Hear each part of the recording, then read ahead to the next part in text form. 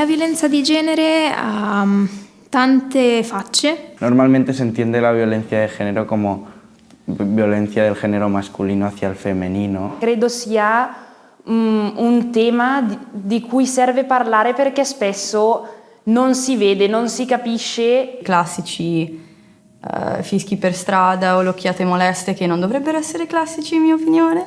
Da tutto quello che le pubblicità hanno riportato fino a questi ultimi anni che stanno cominciando a cambiare un po' di più, o anche le serie, i film, nell'impostazione nel quale l'uomo è questo, la donna è questo. Si fatica ancora a vedere quelle sfumature che magari esulano un po' dalla violenza come la intendiamo, che però comunque sono quei dettagli che contribuiscono a creare un clima in cui la violenza è sdoganata.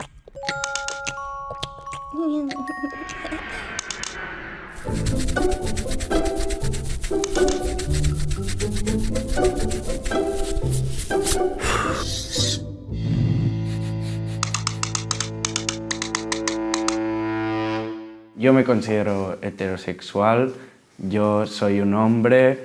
En ese sentido también me siento como afortunado, digamos, porque sí que creo que las personas que se sienten de otro género o que no se sienten a gusto con su orientación sexual, hay como cierto conflicto y que eso conlleva muchos problemas que yo no he tenido que passar. Jo sempre m'havia considerat dona, però perquè l'altra gent sempre m'havia dit que era una dona.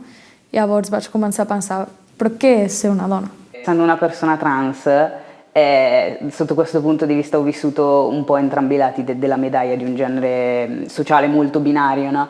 Pues yo creo que la gran diferenciación que se ha hecho siempre entre un hombre y una mujer, porque siempre como que se ha dejado un rol muy marcado para la mujer y se ha dejado un rol muy marcado para el hombre. Tutti gli stereotipi legati al genere che mi vengono in mente sono una marea, ma tantissimi, anche perché tanti per la persona che sono, per il carattere che ho, li vivo sulla mia pelle. Gli stereotipi di genere tuttora, cioè ci sto combattendo interiormente e da sempre hanno comunque in parte influenzato la mia vita. Pues que de pequeño, cuando iba a casa de mi prima, bueno, con mi hermana, porque siempre he estado rodeado de niñas, pues yo iba a jugar con tacitas y casas de las Barbies y tal.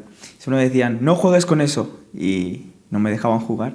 O sigui, quan era petita i a més et deien no pots jugar a futbol perquè ets nena. Ho passato la mia vita a sentirmi dire ma dai, ma metti una gonna. También en los sectores en los que he trabajado, que son más de trabajos físicos, casi todo eran hombres, no había prácticamente ni una mujer. Tengo compañeras de trabajo, por ejemplo, y compañeras de clase que muchas veces han ido a una entrevista. Antes de empezar la entrevista les preguntan que si quieren ser madres, que si tienen pareja, que si no sé qué, y es como una pregunta que no tiene nada que ver.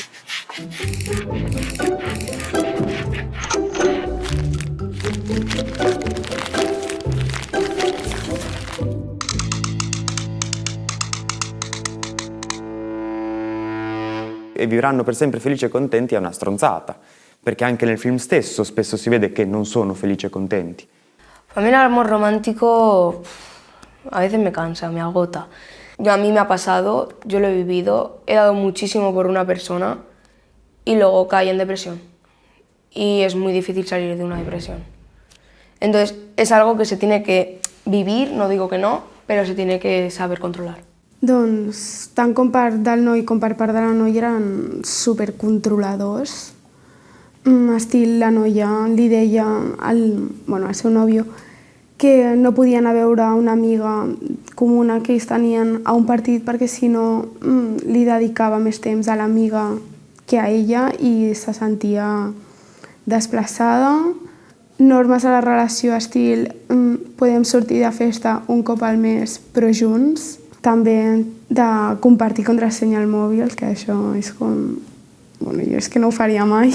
Recientemente una amiga tuvo una relación y lo dejaron y pues su pareja pues estuvo todo el rato como que mirando sus historias, le respondía siempre, le decía que por qué has subido esto con esta persona y tal, y ella pues simplemente le decía ya no estamos juntos, para por favor, no sé qué. Guardare il telefono di un'altra persona del partner in questo caso è una cosa sbagliata sicuramente che io ho fatto. lì sul momento comunque sei presa così, magari stai anche male, lo prendi, poi dopo pensandoci un po' dici ma se l'avessi fatto a me?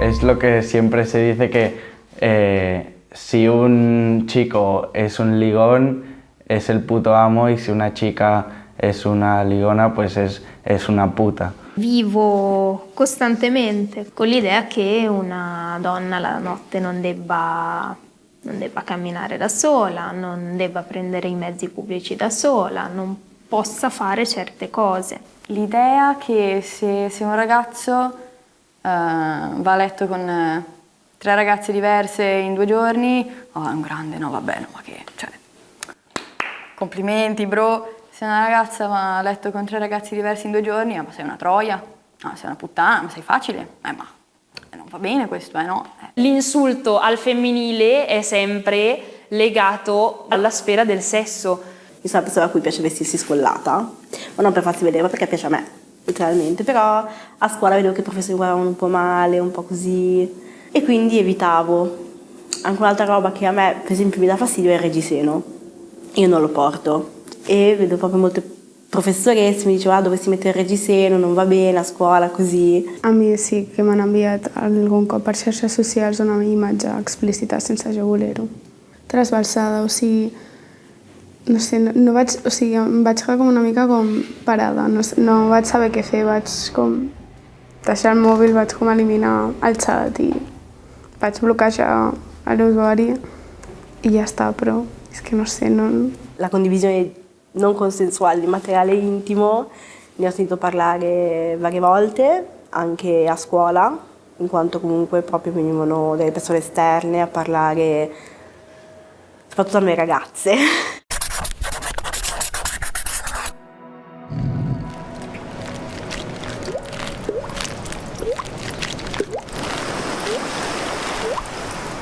È come una prigione, è come una teca di cristallo, ci sono le persone fuori che ti fanno vedere la chiave, fanno prendila, e tu sei lì dentro così e non puoi uscire.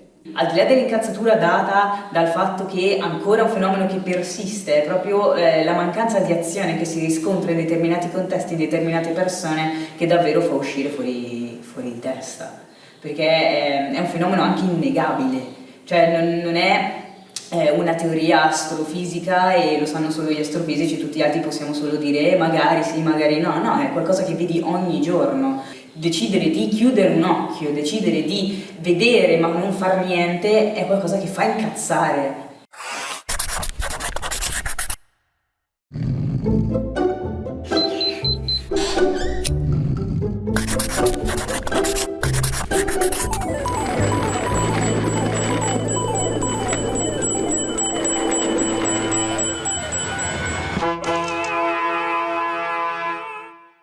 Lo normal para una sociedad es ser hetero, cis, o sea, has nacido siendo chica, eres chica, tienes que tener hijos con un chico porque eso está así. Y es como, no vale, o sea, no siempre tenemos que acabar acabando el cuento con viene il principe a salvare la princesa, o sea, cambiemos el cuento. C'è bisogno, e in questo caso mi riferisco agli uomini, comincino veramente a diventare vulnerabili. Un modo sano per esprimere la gelosia potrebbe essere, ancora banalmente, la comunicazione, cioè esprimere come ti senti senza andare a imporre qualcosa all'altro. Non tener conto del contesto e dell'altra persona che hai davanti, ponendo il problema come un problema dell'altra persona, quello porta ad un'espressione tossica della gelosia. Non ci deve essere nessun tipo di giustificazione da parte dei ragazzi in merito a quella ragazza era vestita da zoccola e quindi era un richiamo sessuale esplicito. Se è no, è no.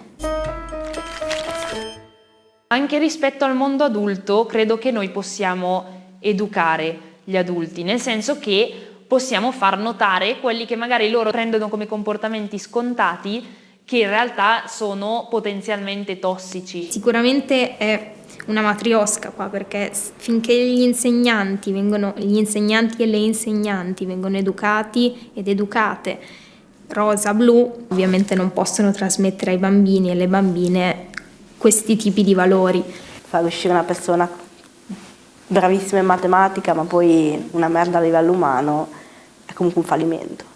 Quest'anno abbiamo affrontato forse 4 ore di formazione sulla violenza di genere dal punto di vista psicologico ma anche dal punto di vista legislativo. Non credo siano mai abbastanza. La primera charla sexual que recibimos, ¿no? En los colegios hoy en día suelen ser a los 15 años. El cuerpo se empieza a desarrollar antes, ¿no? De 8 a 12 años más o menos. Y a lo mejor no entiendes qué te pasa en el cuerpo, ¿no? Un poco de educación sexual ya desde más anterior. E una cosa che secondo me potrebbe aiutare è il fatto che le persone smettano di pensare automaticamente ok, io quella persona la vedo esternamente che si presenta femminile o maschile, quindi è donna o uomo. Aquí, al menos en España, está muy extendido el genérico masculino. Cambiar ese tipo de lenguaje. Yo estoy seguro de que la responsabilidad de acabar con la violencia de género y todo eso es nuestra.